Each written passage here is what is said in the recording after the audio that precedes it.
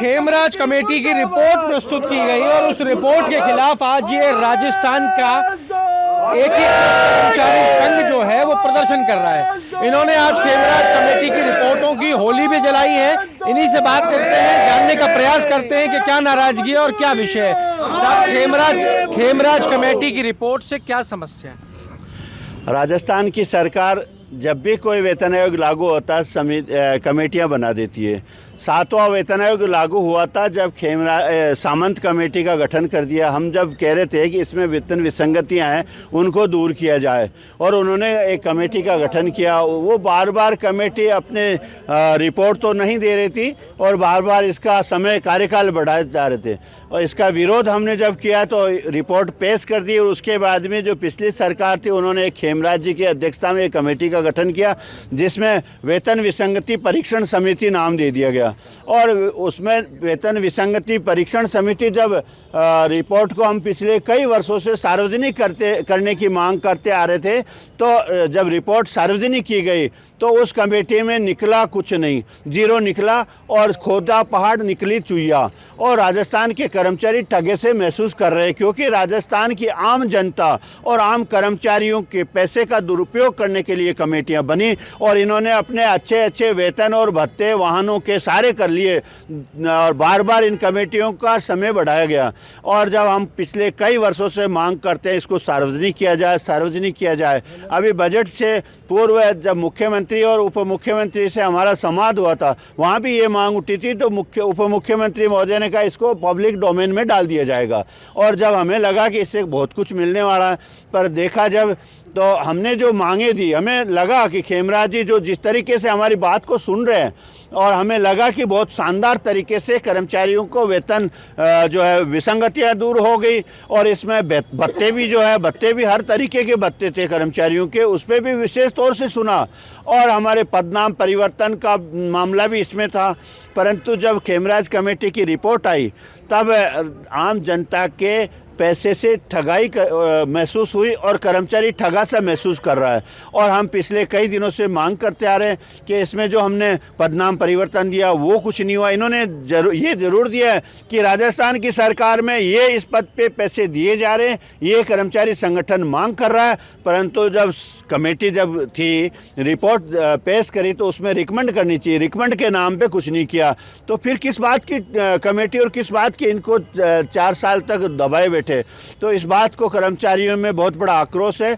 और हमारी जो कई दिनों से अन्य मांगे जैसे 9/18/27 जो हमारा भैरू सिंह जी शेखावत ने 92 में दिया था, कई पद ऐसे हैं जिनमें पदोन्नतियां नहीं होती और होती भी है तो नाम मात्र की होती है। आइसोलेटेड पोस्ट हैं, सहायक कर्मचारी हैं, चाहे ड्राइवर हो चाहे वर्क चार्ज कर्मचारी हो, बहुत से ऐसे पद हैं जिनकी पदोन्नतियां नहीं होती। तो हम 2018 में हमारी माननीय मुख्यमंत्री वसुंधरा जी से हमारा समझौता हुआ था 8, 16, 24, 32 चौथी पदोन्नति। उस पदोन्नति को कई साल से दबाए बैठे क्योंकि उस टाइम घोषणा नहीं हो पाई थी। अभी हमने बजट से पूर्व मुख्यमंत्री जी से आग्रह किया, सभी संगठनों से, लगभग 80 संगठन थे, सब ने एक राय में कहा कि हमारी जो है सामूहिक मांग है 8, 16, 24, 32 ये दी जाए। और दूसरे जो मंत्रालय कर्मचारी इनकी विसंगतियाँ कई वर्षों से बड़े बड़े आंदोलन भी हुए, आज तक पूरी नहीं हुई, जबकि समान कार्य समान भर्ती है, एक ही भर्ती से समान कार्य समान एजुकेशन है, उसके बावजूद भी इनमें डिस्पैरिटी है। उसको दूर करने के लिए पिछली बार हमारी जो है सरकार से वार्ता हुई थी और उसमें सहमति भी हुई थी, किसी कारणवश वो नहीं हुई। तो हम चाहते हैं कि इस बजट के माध्यम से माननीय मुख्यमंत्री जी जो है अपने कर्मचारियों को, क्योंकि कर्मचारियों को कुछ देंगे इस बजट के माध्यम से, निश्चित मानिए राजस्थान की जो सरकार है कल्याणकारी योजनाओं को जनता तक पहुँचाने का काम कर रहे हैं ये कर्मचारी। और एक कर्मचारी उस तरीके से जाएगा कि उनकी मांगों को पूरा किया गया, उनकी मांगें जो मानी गई है बजट के माध्यम से घोषणा हुई है। जिस तरीके से इन्होंने वेतन खेमराज कमेटी के 1 सितंबर से लागू करने की घोषणा की थी, उसी तरीके से हम चाहते हैं कि जो आने वाला बजट है इसमें हमारी तमाम मांगें उसमें पूरी की जाए और कर्मचारी को लाभान्वित किया जाए। अगर सरकार ने ऐसा नहीं किया तो हमारा अभी आज का जो आक्रोश है, राजस्थान के प्रदेश भर में इस आक्रोश को झेलना पड़ रहा है सिर्फ कमेटियों के कारण। तो आगे आने वाले समय में भी हम चाहते हैं कि इस कमेटियां गठन नहीं और सीधी सरकार हर विभाग वाइज मंत्री स्तर पे वार्ता कराए, वहाँ जो भी विभागीय स्तर की समस्या है उनका समाधान करें और उसके बाद में जो सामूहिक हमारी मांग है उसको मुख्यमंत्री अपने स्तर पे इसका संज्ञान लेते हुए सभी जो संघ है उनसे वार्ता करें। तो देखिए साहब, ये सुन रहे थे आप प्रदेश अध्यक्ष को, एकीकृत राजस्थान के कर्मचारी संघ के ये प्रेसिडेंट हैं गजेंद्र सिंह राठौड़।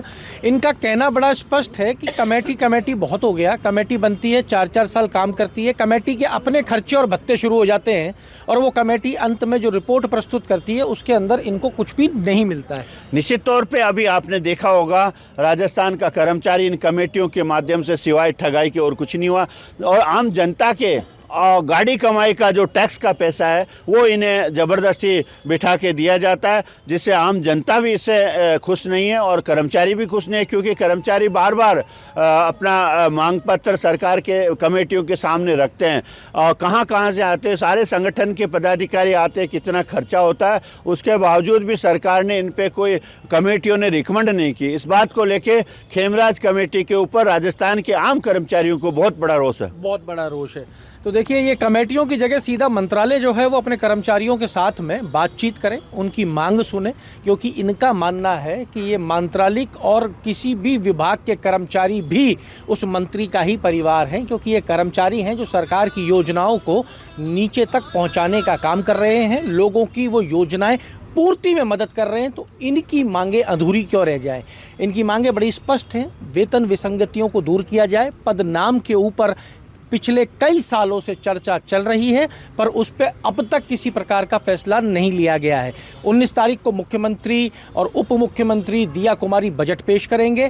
बजट में इनकी मांग है कि इनकी इन विसंगतियों को दूर कर इन्हें भी बराबर का अधिकार दिया जाए, जिससे राजस्थान की कल्याणकारी योजनाओं को आम जनता तक ये कर्मचारी पहुंचाते रहें।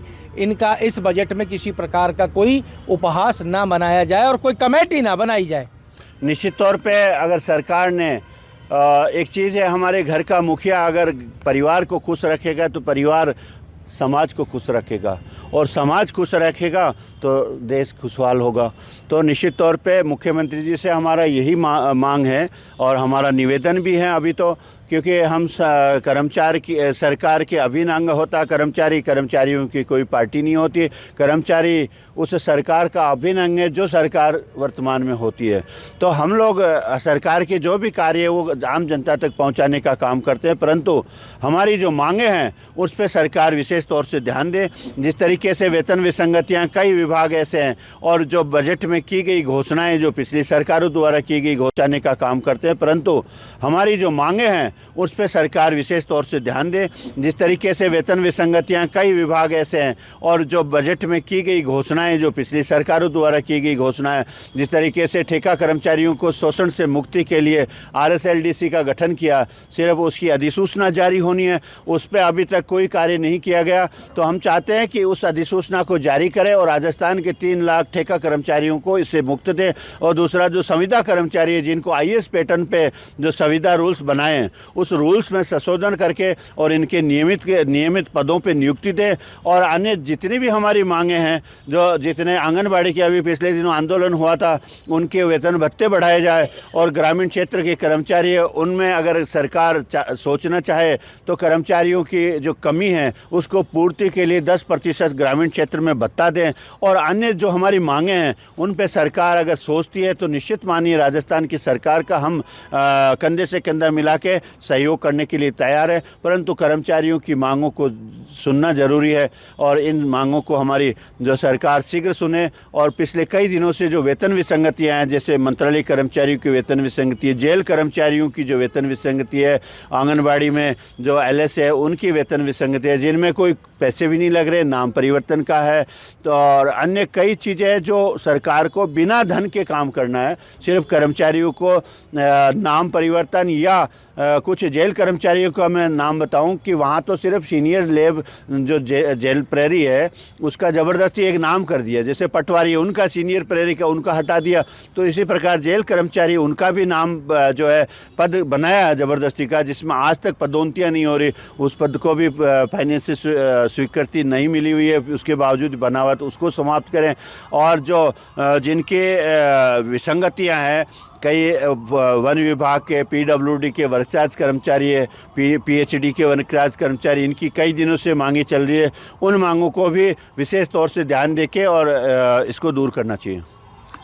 तो सब सरकार तक इनकी बात पहुंच जाएगी। कई काम तो ऐसे बता दिए जिसके अंदर पैसा नहीं लगेगा, केवल साइन ही करने होंगे, तो अगर समय निकल जाए तो साइन कर दें और इनका काम जो है वो आसान कर दें। बाकी तो 19 तारीख को बजट आएगा, फिर देखते हैं कि कल्याणकारी योजना ये कर्मचारी ज़मीन तक लेके जाते हैं या ज़मीन से कुछ और नया निकल के आता है। तो जुड़े रहिए हमारे साथ। अमर उजाला के लिए जयपुर से मैं आशीष।